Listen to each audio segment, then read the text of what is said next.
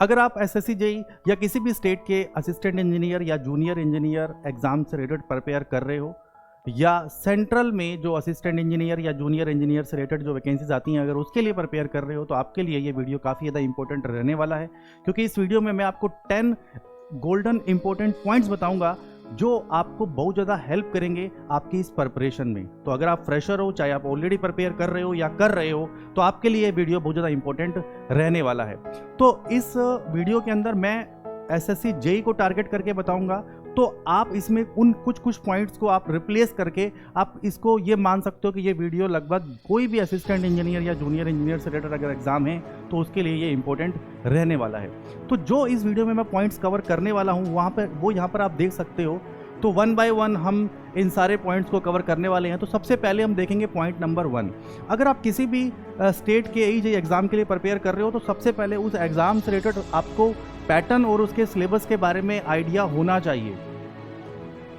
जिसको पता है तो ठीक है, जो पहली बार तैयारी कर रहा है तो उसको देखना चाहिए कि अगर वो एसएससी जेईई के लिए जा रहा है तो एसएससी जेईई का पैटर्न क्या है।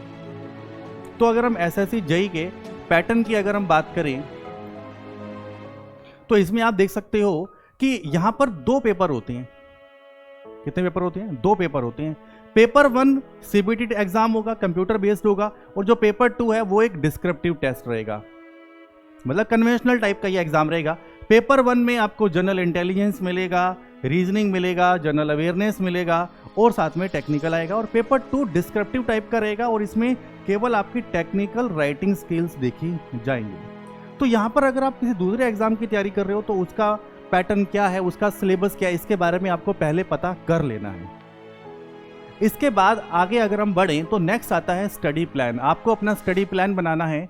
आपको ये देखना है कि उस एग्जाम का पैटर्न सिलेबस के अकॉर्डिंग आपको एक स्टडी प्लान क्रिएट करना है, ठीक है, जो कि आपके शेड्यूल को सूट करे।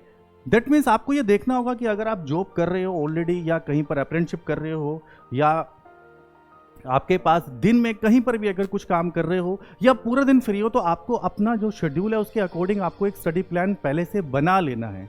ऐसे नहीं है कि रैंडमली बस आप प्रिपरेशन करते जा रहे हो। तो आपको एक शेड्यूल अपना क्रिएट करना है and allocate time to cover all the topics in the syllabus. आपको टाइम का एलोकेशन इस तरीके से चेक करना है, इस तरीके से एलोकेट करना है टाइम को, ताकि आपका जो सिलेबस है वो फिनिश हो जाए और साथ में आपके पास टाइम बचे फॉर द रिवीजन। आपके पास रिवीजन के लिए टाइम बचना चाहिए। इस बात पर फोकस करना है कि हमारे जो बेसिक्स हैं वो स्ट्रॉन्ग होने चाहिए। तो अगर आपके बेसिक स्ट्रॉन्ग नहीं हो रहे हैं तो फिर आप चाहे कितने भी सब्जेक्ट पढ़ लो, आप फिर हमेशा ऐसा होगा कि आप 2 क्वेश्चन कर पा रहे हो और आगे फिर और क्वेश्चन आपसे नहीं बन पा रही हैं। आपको फोकस करना होगा टेक्निकल सब्जेक्ट, या फोकस करना होगा उन टेक्निकल सब्जेक्ट की तरफ जिनसे आपका बेसिक्स स्ट्रॉन्ग होता है। फोकस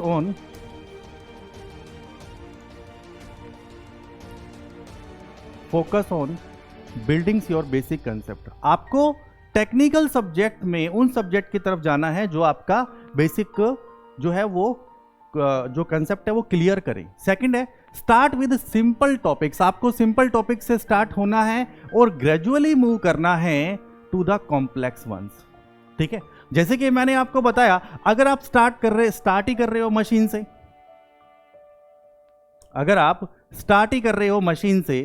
अगर आप स्टार्ट ही कर रहे हो पावर सिस्टम से, then it is tough for you to grab the concept. आपके लिए मुश्किल रहने वाला है मशीन या पावर सिस्टम से स्टार्ट करना। अगर आपको कुछ भी नहीं आता, तो अगर आपको BEE का थोड़ा बहुत आइडिया है then you can start, but अगर आपको कुछ भी नहीं आता तब आप स्टार्ट नहीं कर सकते हो। आपको स्टार्ट करना चाहिए BEE से।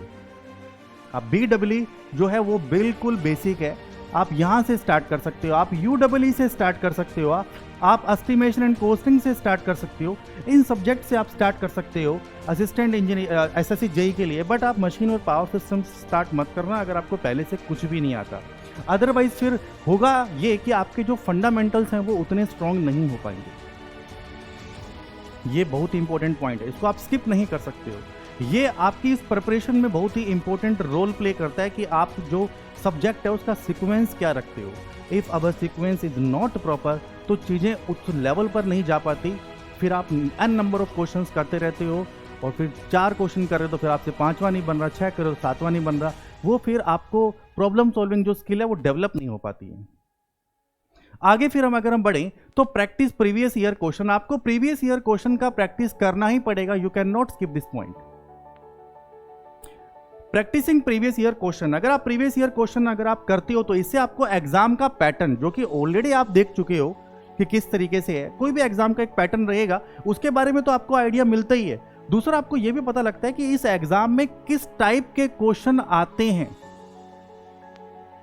इस एग्जाम के अंदर क्या लेवल ऑफ डिफिकल्टी है। तो लेवल ऑफ डिफिकल्टी क्या है, किस टाइप के क्वेश्चन एग्जाम में आते हैं, क्या पैटर्न रहेगा, ये PYQs करने से आपको ज्यादा इसका आइडिया मिलेगा। तो आप SSC JEE के लिए जा रहे हो, आप किसी स्टेट के जो असिस्टेंट इंजीनियर या जूनियर इंजीनियर के लिए आप जा रहे हो, तो आपको ध्यान देना है इस बात पर कि आपको फोकस करना पड़ेगा PYQs की तरफ। आपको उस एग्जाम से रिलेटेड, उस पर्टिकुलर एग्जाम से रिलेटेड जो भी प्रीवियस ईयर क्वेश्चन आए हैं, आपको उन क्वेश्चंस को एक बार देखना है, सारे क्वेश्चन को प्रिपेयर करना है, और एटलीस्ट PYQs तो सारे के सारे करके जाना है, कोई भी PYQs आपको स्किप करके नहीं जाना है। तो ये एक ऐसा इंपॉर्टेंट पॉइंट है, आपको तो ध्यान में रखना है अपनी अगर प्रिपरेशन में। सेकंड आता है take mock test. SSC JEE के लिए या किसी भी स्टेट के JEE एग्जाम के लिए मॉक टेस्ट है, ये बहुत ज़्यादा इंपॉर्टेंट रोल प्ले करता है। मॉक टेस्ट जो है वो बेसिकली आपको ये बताएगा कि आपकी स्ट्रेंथ क्या है जब आप CBT मोड में जाते हो। जब आप CBT मोड में, कंप्यूटर बेस्ड टेस्ट वाले मोड में अगर आप जाते हो, उस टाइम पर आपकी स्ट्रेंथ क्या है, आपकी वीकनेस क्या है। आप कागज पे क्वेश्चन या आप मॉक टेस्ट जब नहीं देते हो तब आपको उतना आइडिया नहीं मिलता, जब आप मॉक टेस्ट देने के बाद में हमें ज़्यादा पता लगता है कि हम कहाँ पर गलतियाँ कर रहे हैं। So it is very very important for you कि आपको मॉक टेस्ट स्किप नहीं करने। अगर आप अनअकैडमी का अगर आपने सब्सक्रिप्शन ले रखा है तो अनअकैडमी लाइट में आपको बहुत सारे टेस्ट मिलते हैं, तो वो आपको देने चाहिए, चाहे आप मोबाइल से दो, चाहे आप कंप्यूटर से दो, या आप लैपटॉप से दो। तो इसको आपको स्किप नहीं करना है। नेक्स्ट आता है stay updated with current affair. अब ये मैंने अलग से एक पॉइंट ही क्यों बना दिया, इसके पीछे रीजन ये है कि आप कोई भी स्टेट का या सेंट्रल का असिस्टेंट इंजीनियर या जूनियर इंजीनियर का एग्जाम दो, आपको करंट अफेयर या आपको जनरल अवेयरनेस, ये जरूर इससे रिलेटेड आपको क्वेश्चंस आएंगे और आप इसको अवॉइड नहीं कर सकते हो। अगर आपका टेक्निकल स्किल बहुत ज़्यादा अच्छा है, आपका अगर टेक्निकल सब्जेक्ट बहुत अच्छा है, अगर आप करंट अफेयर या आप जनरल स्टडीज़ में अगर उतने अच्छे नहीं हो, तो आप उस एग्ज़ाम को क्रैक नहीं कर पाओगे। ठीक है, तो आपको general awareness is important section in SSC JEE, ये उसमें बहुत ज़्यादा इंपॉर्टेंट सेक्शन है। And stay updated with latest news, जो भी लेटेस्ट न्यूज़ आ रही है, करंट अफेयर है, जनरल नॉलेज है, इसकी तरफ आपको ध्यान देना है। जनरल अवेयरनेस में आप ये कई टॉपिक्स हैं, इनकी तरफ आप ध्यान दे सकते हो। इससे रिलेटेड आपको ध्यान देना है कि जो भी करंट अफेयर में टॉपिक्स आ रही हैं, जनरल स्टडी में science, history, geography, polity, economics, मैं ये नहीं कहता कि इसको आपको उस लेवल पे करना है जैसे UPSC में करते हैं। आपको हल्का फुल्का आइडिया इनका ले लेना है। एक सरसरी नज़र से आपको हिस्ट्री के अगर आप क्वेश्चंस भी देखना स्टार्ट करोगे तो एक आइडिया हमें मिल जाता है। बट आप ये सोचो कि नहीं, मैं टेक्निकल में से स्कोर कर लूंगा, मैं इसको मैं लेफ्ट कर देता हूं, ऐसा बिल्कुल भी मत करना। ये पॉइंट स्किप करना आपके एग्जाम से, आपका जो एग्जाम जो आप क्रैक करने वाले हो उससे आपको दूर कर देगा। ठीक है, नेक्स्ट अगर हम जाएं तो नेक्स्ट है रिवाइज रेगुलरली। आपको रिवीजन वाला जो मोड है वो आपको डेली रखना है, रेगुलर बेसिस पे आपको रिवीजन करना है। अगर आप रिवीजन का हैबिट आपका रेगुलर नहीं है, अगर आप अभी भी सिर्फ आप पढ़ते जा रहे हो या आपने अगर कहीं पर सब्सक्रिप्शन ले रखा है, सिर्फ आप वही करते जा रहे हो, रिवीजन अगर आप नहीं कर रहे हो, तो आपको इस बात का ध्यान देना है कि ये हैबिट होती है, ये आपको बनानी है। ठीक है, पहले से ही बना लेनी है। जो रिवीजन है ये बहुत इंपॉर्टेंट होता है टू रिटेन, जो भी आपने सीखा है वो कम से कम हमारे दिमाग में रहे तो सही। आप तो कितनी भी नॉलेज आपको मिल जाएगी, बट अगर वो सब चीज़ें आपकी दिमाग में है ही नहीं, वो सब आप रिटेन ही नहीं कर पा रहे हो, तो क्या मतलब इतनी सब प्रिपरेशन करने का। तो ये बस वही, ये इतना इंपॉर्टेंट है कि अगर आप रिटेन नहीं कर पा रहे हो तो ये तो बिल्कुल उसी तरीके से है कि हम एक ऐसी पानी की टंकी को भर रहे हैं जो नीचे से लीकेज है। ठीक है, तो आपको एक हैबिट फॉर्म करना है ऑफ रिवाइजिंग रेगुलरली। ठीक है, ताकि आप भूल मत जाओ जो भी आपने सीखा है। अगर आप भूल ही जाओगे तो फिर उसका कोई मतलब ही नहीं रहा कि आपने क्या सीखा है।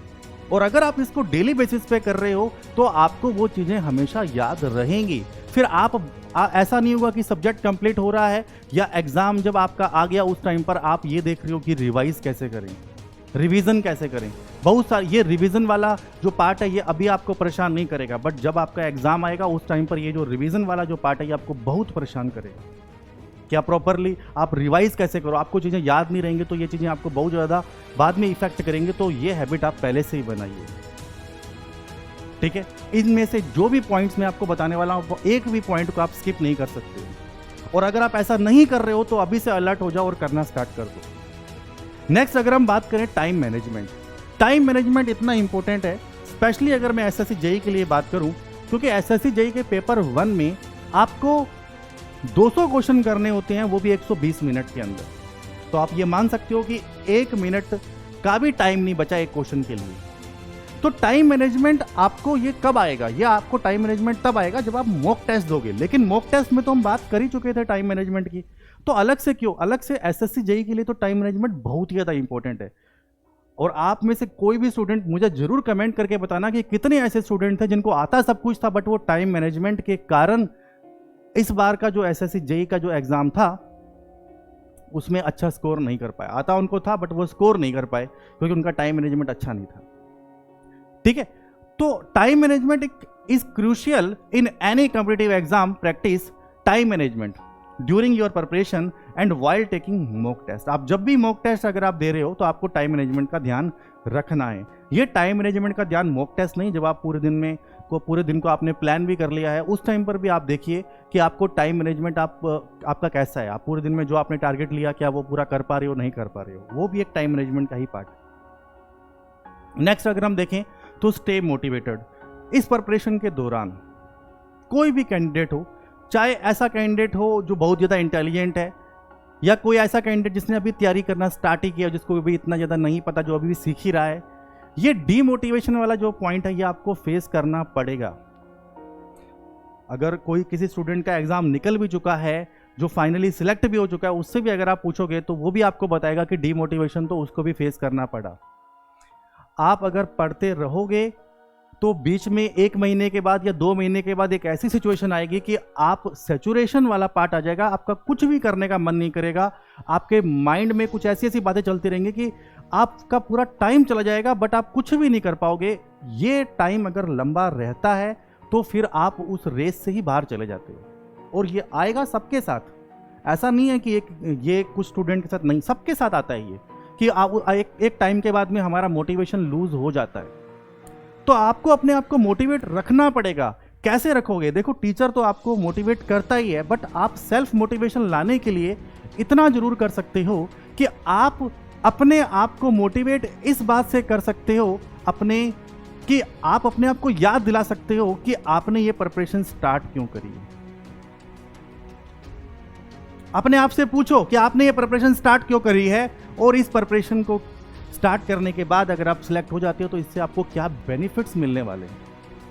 एटलीस्ट अगर ये 2 चीज़ें अगर आप सोचोगे तो तुरंत आपका जो ब्रेन है वो उस सैचुरेशन वाले पार्ट से बाहर निकल जाएगा और फिर से एंगेज हो जाओगे आप अपनी प्रिपरेशन में, ठीक है।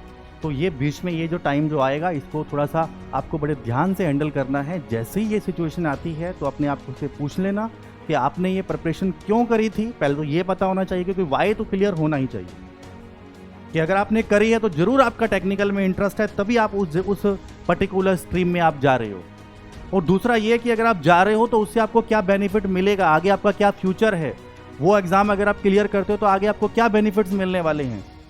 अगर ये सब चीज़ें सोचोगे तो आप बाहर निकल जाओगे उस डीमोटिवेशन वाले पार्ट से, उस सैचुरेशन वाले पार्ट से। और फाइनली जो सबसे इंपॉर्टेंट वाला पार्ट है, जो शायद आप में से बहुत सारे स्टूडेंट ये सोचेंगे कि ये तो कुछ पॉइंट होना ही नहीं चाहिए, बट मैं ये मानता हूं कि ये सबसे इंपॉर्टेंट पॉइंट है, आपकी हेल्थ। अगर अब तक हमने जो भी कुछ डिस्कस किया 9 के 9 पॉइंट्स, उसका कोई मतलब ही नहीं है अगर आपकी इस प्रिपरेशन के दौरान आपकी अगर हेल्थ ठीक नहीं रहती है। अगर आपकी हेल्थ बीच में 1 महीने 2 महीने के लिए अगर आप बीमार पड़ जाते हो तो फिर ये प्रिपरेशन वाला जो हमारी जर्नी है, ये जर्नी फिर हम फाइनली अपने टारगेट तक नहीं पहुंच पाएंगे। ठीक है, तो आपको इस बात पे ध्यान देना है। आपकी हेल्थ को ठीक रखने के लिए आपको अपने खाने पीने का ध्यान रखना होगा। आपको वैसा खाना नहीं खाना है जिससे आपकी हेल्थ के ऊपर इंपैक्ट पड़े, और खासकर इस प्रिपरेशन के दौरान। बाद में जब आपका सिलेक्शन हो जाए तब जो करना है करते रहना। आपको एक्सरसाइज की तरफ फोकस करना पड़ेगा। चाहे आप, मैं ये नहीं कहता कि आप जिम जाओ या आप बहुत ज़्यादा टाइम इसमें दो, लेकिन आपको हल्की फुल्की एक्सरसाइज करनी पड़ेंगी ताकि आपकी बॉडी ठीक रहे, आपकी बॉडी एनर्जेटिक रहे, पूरे दिन आप एनर्जेटिक फील करो। तो आपको एक्सरसाइज की तरफ ध्यान देना पड़ेगा, आपको खाने पीने की तरफ ध्यान देना पड़ेगा, और दूसरा है कि आपकी नींद। आपको 8 घंटे की नींद लेना बहुत ज़्यादा इंपॉर्टेंट है। अगर आप इन सब चीज़ों का ध्यान रखोगे तो आपकी हेल्थ ठीक रहेगी, और अगर हेल्थ ठीक रहेगी तो अब तक मैंने जो भी पॉइंट्स डिस्कस किए उन पॉइंट्स को अगर आप फॉलो करोगे तो एग्ज़ाम निकालना कोई बहुत बड़ी बात नहीं है। ये कुछ नहीं मायने रखता कि किसी एग्ज़ाम को कितने स्टूडेंट दे रहे हैं, स्टूडेंट का नंबर जरूर चाहे कितना ही बड़ा हो, बट अगर हम फोकस्ड हैं तो ऐसा कभी भी नहीं हो सकता कि वो उस एग्ज़ाम को हम क्रैक ना कर पाए। तो इसी के साथ इस वीडियो में बस हम इतना ही रखते हैं, और अगर आपको इस वीडियो में ये 10 के 10 पॉइंट समझ में आए हो तो आप ज़रूर कमेंट सेक्शन में बताना, और आपको कैसा लगा ये वीडियो। इसको शेयर करना अपने उन फ्रेंड के साथ जो अभी प्रिपरेशन करना स्टार्ट कर रही है। तो आज के लिए बस इतना ही। Thank you.